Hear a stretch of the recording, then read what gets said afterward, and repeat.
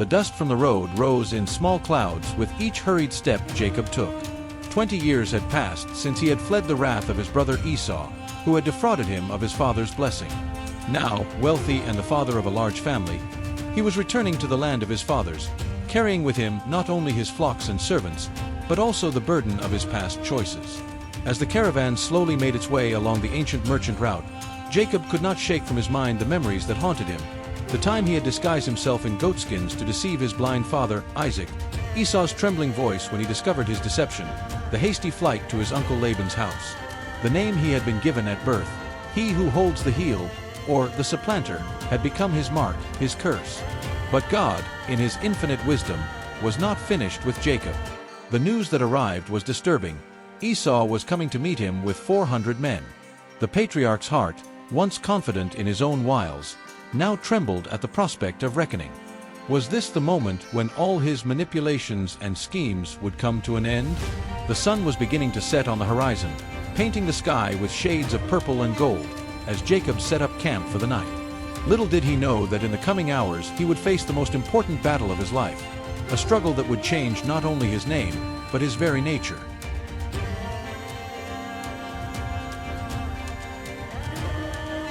Night fell over Jacob's camp like a heavy blanket of apprehension. With meticulous, calculated gestures, the same ones that had marked his entire life, he began to organize his survival strategy. He divided his people, his flocks, and his possessions into two companies, thinking that if Esau attacked one, at least the other would be able to escape.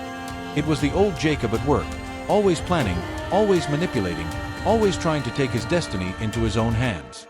His eyes scanned the camp, stopping at each familiar face. There was Leah, the wife he had not chosen, but who had given him 6 sons and a daughter.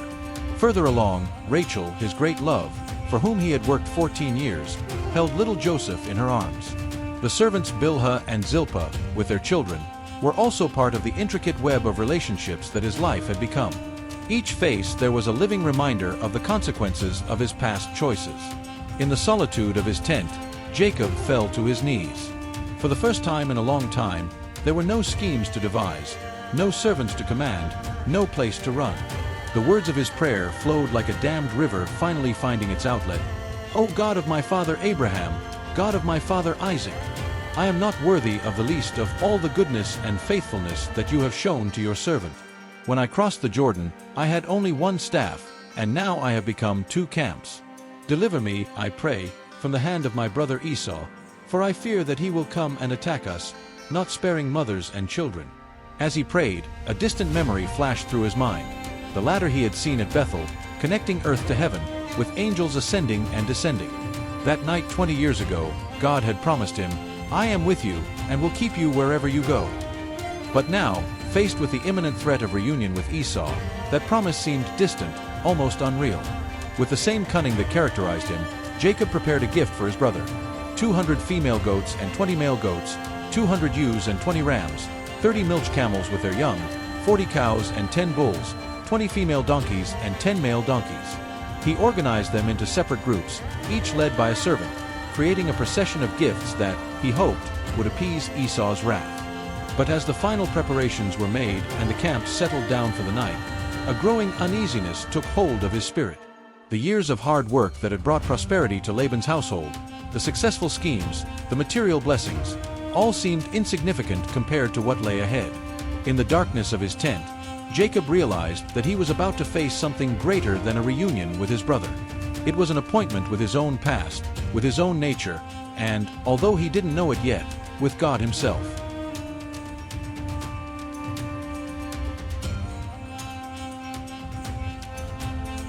In the dead of night, Jacob made a decision that would change his life forever.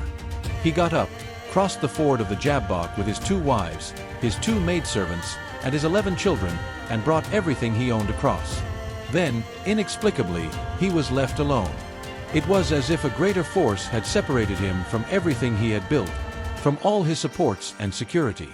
The Jabbok Valley was a dark place at that hour. The moon cast unsettling shadows among the rocks, and the murmur of the brook was the only music in that solitude.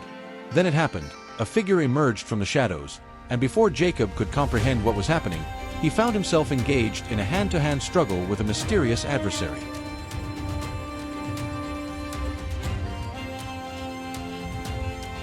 This was no ordinary fight. Every movement, every blow seemed to carry a deeper meaning. Jacob's muscles, hardened by years of tending flocks, tensed to their limits as he wrestled with his supernatural opponent. Hours passed, and neither gave in.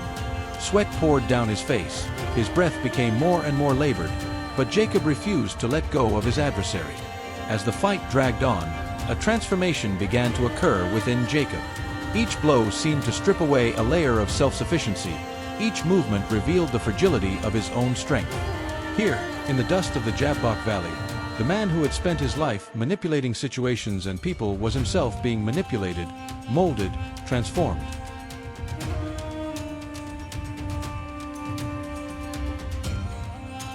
As the first rays of dawn began to tinge the horizon, his mysterious opponent touched Jacob's thigh, dislocating it. The pain was instantaneous and overwhelming, but something extraordinary happened. Instead of giving up, Jacob clung even tighter to his adversary. "I will not let you go," he declared with a determination that came from the depths of his soul, "unless you bless me."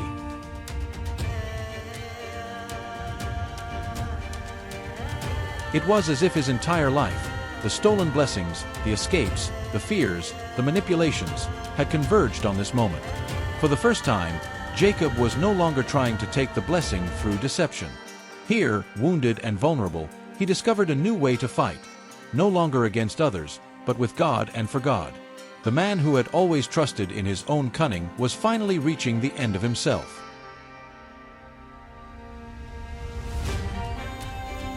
His adversary then asked him, "What is your name?" A seemingly simple question, but one loaded with meaning. The last time anyone had asked him that question, he had lied to his father Isaac, pretending to be Esau. Now, however, there were no more masks, no more disguises. "Jacob," he answered, and in that one word was contained the whole story of who he had been, the supplanter, the deceiver, the man who lived by his own strength.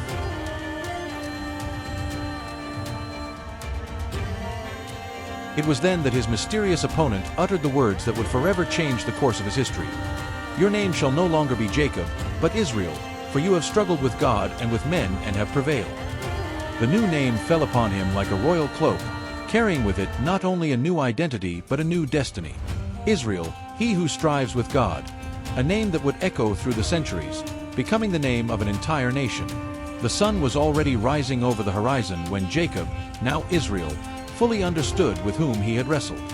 "I have seen God face to face, and my life is spared," he murmured in amazement. His body was wounded, and he limped from the blow to his thigh, but his soul was transformed. The physical mark would be a perpetual reminder of that extraordinary night, a visible sign of his inner transformation. As the sun rose in the sky, casting its first golden rays over the Jabbok Valley, Israel gazed at his reflection in the waters of the stream. The face he saw there was the same as always, now marked by the weariness of the night's struggle, but his eyes were different. They no longer held the calculating glow of the old Jacob, but a new light, a peace that came from having found something, or someone greater than his own plans and strategies. His servants began to approach him cautiously, puzzled by his absence during the night. They noticed his different way of walking, the limp that would accompany him for the rest of his life. But there was something else they noticed, a change in his posture, in his voice, in his gaze. The man who had always needed to prove his worth through deception now radiated a dignity that came from a deeper source.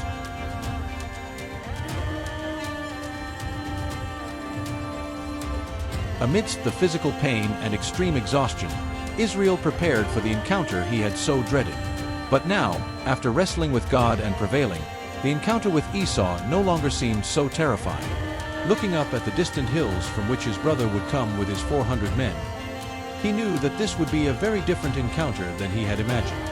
No longer would he depend on his elaborate plans and gifts to ensure his survival. He had found a new way to live, a new way to fight. And so, limping but strengthened, wounded but transformed, Israel began his journey toward the encounter with Esau. The morning sun lit his path, while behind him, in the Jabbok Valley, the marks of his night's struggle began to fade into the sand.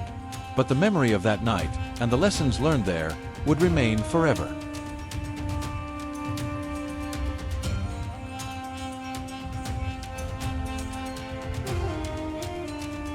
Looking up, Israel saw the dust cloud on the horizon that heralded the arrival of Esau and his 400 men. His heart raced, but not with the same paralyzing fear as before. An inexplicable peace, the peace of one who had met God face to face, engulfed him, even in the face of the uncertainty of the moment.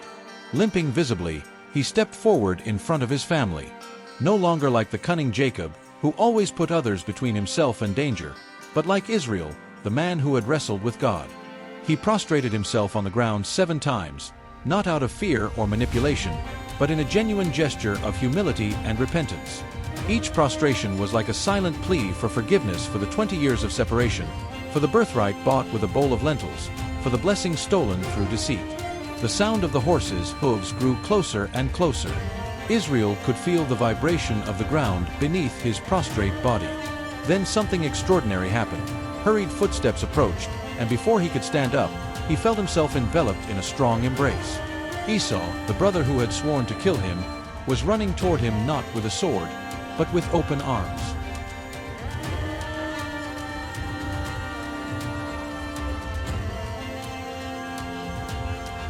"My brother!" Esau's voice was choked with emotion as he embraced and kissed him. Tears ran freely down both men's faces.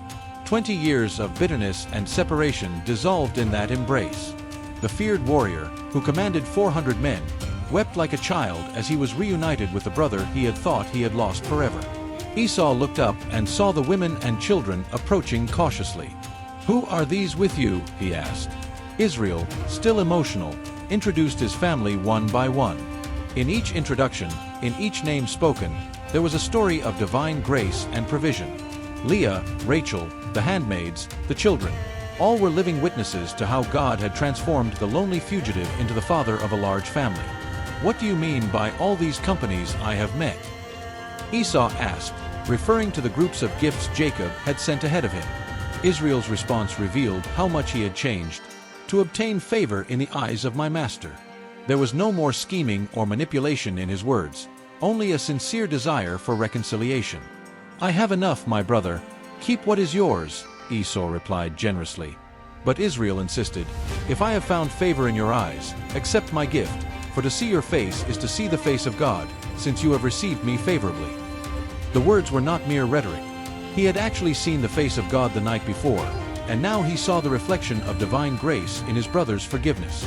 And so, under the noonday sun, 2 brothers separated by deceit and bitterness were reunited by grace. Israel's limp was a visible mark of his struggle with God, but his smile radiated the joy of a double victory. He had prevailed with God and found favor with men. The circle begun at Bethel 20 years earlier was being completed in a way that only God could have planned. In the years that followed that life-changing morning of reconciliation, Israel grew not only in prosperity but most importantly in wisdom and understanding of God's ways. The limp in his walk, far from being a handicap, became a living testament to how God turns defeat into victory, weakness into strength. As he watched his children grow up, the 12 tribes that would one day become a great nation, Israel often found himself retelling the story of that night in the Jabbok Valley. "See," he would say, pointing to his thigh, "this mark is not of defeat, but of victory. For it was precisely when I was wounded that I discovered my true strength." The story of his struggle with God spread, first among his direct descendants, then to all who sought to understand what it meant to truly walk with the Lord. It was not a story of conquest through strength or cunning. The world had enough of those. It was a story of surrender, of how a man had to be broken in order to be truly built up.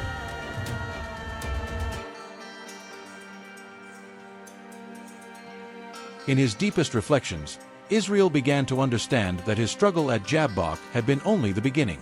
God was forming a people who, like him, would learn to fight in a different way, not through physical force or manipulation, but through persistence in faith, the courage to stand firm even when wounded, the willingness to not let go of God until they received his blessing. The name he had received that night, Israel, became more than a personal identity. It was a prophetic calling. Just as he had wrestled with God and men and prevailed, his descendants would face their own struggles, carrying in his name the promise that they too could prevail, not by force but by faith. On quiet nights, when the starry sky reminded him of the promise made to his grandfather Abraham, Israel would contemplate the incredible path God had led him on. From the young deceiver who had run away from home with only a staff to the patriarch who now led a large clan, every step had been prepared by the Lord. Even his mistakes and struggles had been used by God to mold him into the man he was meant to become.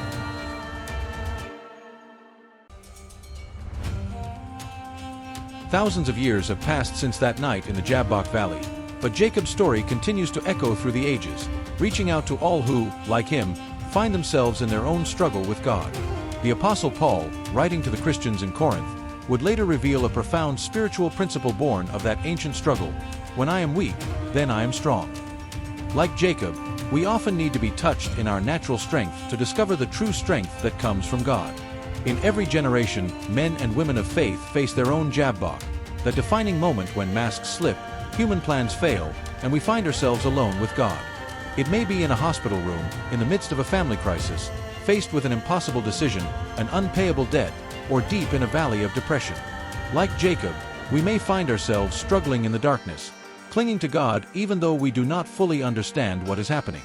Jacob's limp teaches us that the most profound encounters with God often leave us scarred. Sometimes they are visible scars. Other times they are marks invisible to the human eye, but they are just as real and transformative. They are signs that, like Jacob, we have decided not to let go of God until we receive His blessing, even if that means leaving the fight bearing the scars of combat. But just as it was for Jacob, these marks are not signs of defeat. They are badges of honor, living testimonies that we have met God face to face and our lives have been preserved. They are reminders that in our weakness, God's strength is made perfect. That our struggles, however difficult, can become the sacred ground on which God transforms us. The story of Jacob reminds us that God is not looking for perfect people, but for hearts willing to be transformed. He takes deceivers and turns them into princes, takes our struggles and turns them into blessings, takes our failures and turns them into testimonies of His grace. As Jacob himself discovered, our greatest battles are not against flesh and blood, but are struggles that, when faced with faith and perseverance, lead us to a life-changing encounter with the living God. And so when we find ourselves in our own Jabbok Valley, struggling in the darkness of night, we can remember Jacob. We can, like him, resolve not to give up until we receive the blessing, knowing that on the other side of the valley awaits us not just a new name, but a new nature, a new purpose, a new story to tell. Because the God of Jacob continues to be the God who transforms fighters into conquerors, who turns our weakness into His strength, who turns our hardest battles into our greatest victories.